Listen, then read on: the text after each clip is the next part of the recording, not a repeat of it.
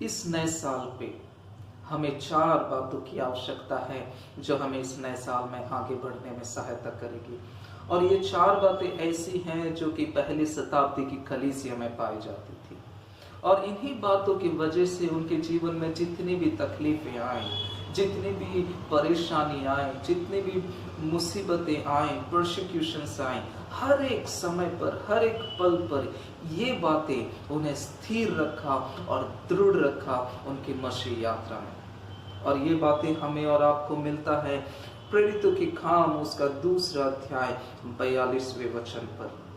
बहुत ही अच्छा वचन है और मैं आपके बीच में पढ़ना चाहूंगा। और यहाँ पर लिखता है कि और वे प्रेरितों से शिक्षा पाने और संगति रखने और रोटी तोड़ने और प्रार्थना करने में लौलीन रहे। यहाँ पर हमें 4 बातें दिखता है। पहली बात, प्रेरितों की शिक्षा पाने में वो लौलीन होने पाए कि आज आप और हम परमेश्वर के वचन के प्रति भूखे और प्यासे होने पाए। परमेश्वर के वचन में आज इस साल पे हम जड़ पकड़ने वाले होने पाए। आपका और हमारा जीवन जब परमेश्वर के वचन में निर्धारित हो, जब परमेश्वर का वचन हमारे जीवन पर बसता है, तब अद्भुत काम होता है। परमेश्वर हमसे बोलता है, परमेश्वर अपने वचन के द्वारा हमारे जीवन में बातें करता है और हमें आगे बढ़ने में हमारी सहायता और मदद करता है। और दूसरी बात पाई जाती है संगति रखने में।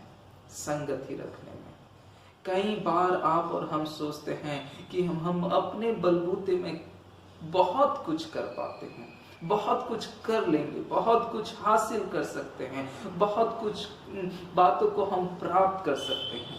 लेकिन सच बात तो ये है कि हम अकेले कुछ नहीं कर सकते।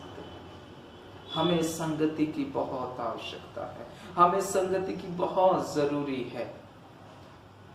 मंडली में संगति रखने में, मसीह भाई बहनों के बीच में संगति प्राप्त करने के लिए होने पाए कि आज हम और आप भूखे और प्यासे होने पाए।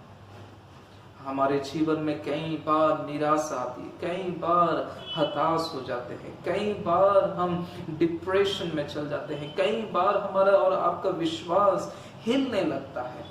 और ये ऐसे वक्त होते हैं जहां पर हम बहुत ही दिक्कत और मुसीबतों की सामना करते हैं।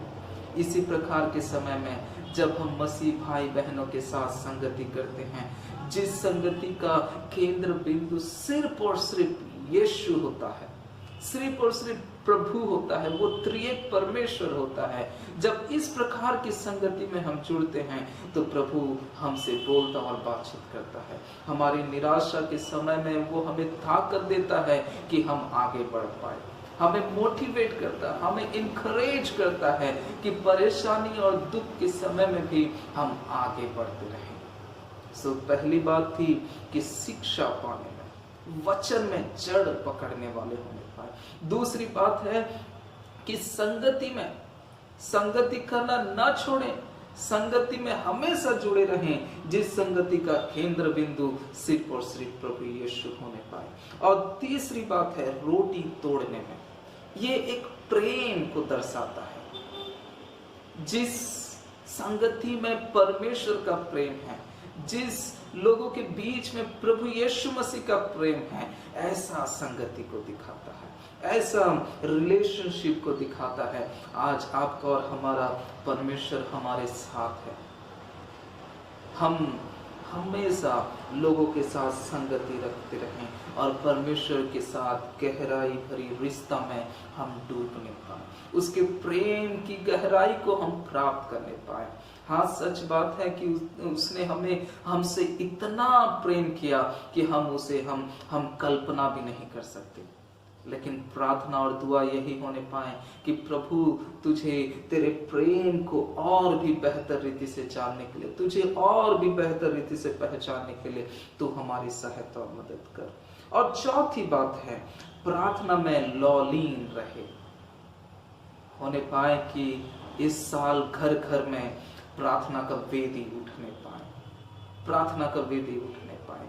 प्रार्थना दुआ करना ना छोड़े, हर एक समय पर प्रार्थना दुआ में हम लगे रहें। और यही 4 बातें हैं, है ना, शिक्षा पाने में, संगति रखने में, रोटी तोड़ने में, प्रार्थना में, वो हमेशा लौलिक रहे। ये 4 बातें पहली शताब्दी की कलीसिया को उनकी हर एक आने वाले दुख और परेशानी में उनकी सहायता किया, और वो मसीह यात्रा में, अपने मसीह यात्रा में वो हमेशा जयवंत होकर आगे बढ़े। मेरी प्रार्थना यही है कि इस साल हम शिक्षा में, परमेश्वर के वचन में जड़ को पकड़ने वाले होने पाए, संगति हम छोड़ने ना पाए, उसकी प्रेम की गहराई में हम आगे बढ़ते रहने पाए, और चौथी बात, प्रार्थना दुआ में हम हमेशा लौलीन रहने पाए, प्रार्थना दुआ में हमेशा लौलीन रहने